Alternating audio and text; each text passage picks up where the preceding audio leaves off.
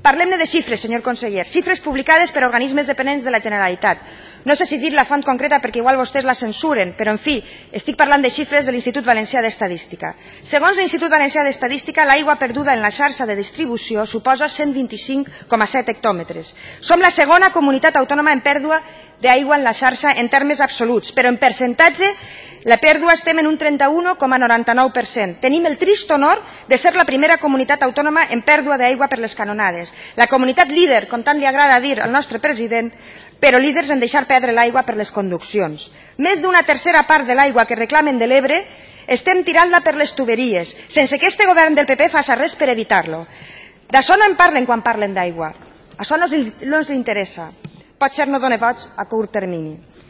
Segons el mateix institut, 705 hectòmetres d'aigües residuals, d'aixòs 705 es tracten 693. De les aigües residuals que entren en depuradores són tractades el 98%.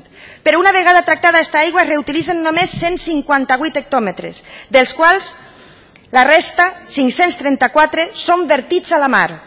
Un 80% de l'aigua tractada que podria destinar-se a diferents usos com el reg, la neteja de carrers, la estan tirant al mar. Clar com l'aigua, senyor conseller, clar com l'aigua. De les aigües tractades estan vostès tirant a la mar un trasbassament i mig que reclamen de l'Ebre. Aigua que ja tenen, aigua que està així, que només ha de destinar-se als usos adients, aigua per a demà, per avui, aigua per als nostres camps secs, aigua que no ha de dur-se de lluny a un preu inassumible per als agricultors. Entre l'aigua tractada que vostès tiren a la mar i la que es perd per les conduccions suma 660 hectòmetres, quasi el doble del que demanen a l'Ebre. Estan vostès tirant, malbaratant, 2 trasbassaments de l'Ebre. Senyories, uno demana quan no té, però no deu demanar quan tira el que té. Actuen vostès com aquell que va perdent els diners per una butxaca del pantaló i en compte de cosir-se la butxaca demana prestat als amics. Doncs es mereixen el mateix, que algú li diga que ha de cosir-se la butxaca. I el més greu és que el que vostès tiren per la butxaca és l'aigua que necessita la nostra terra, aigua que necessitem els valencians i valencianes d'avui i de demà. La natura és sàvia i d'ella hauríem d'aprendre. El cicle de l'aigua és un cicle tancat i perfecte. Els humans hem d'aspirar a construir aquest cicle, a reproduir-lo a imatge de la natura, amb la tecnologia i polítiques respectuoses amb el medi ambient. És possible reproduir aquest cicle. És possible viure amb l'aigua de què disposem, estalviant, reutilitzant, no deixant que es perga l'aigua per camí, tractant totes les aigües grises i tornant-les a aprofitar. No és una quimera. Només calen inversions i voluntat política, que és el que no tenen. És així de senzill.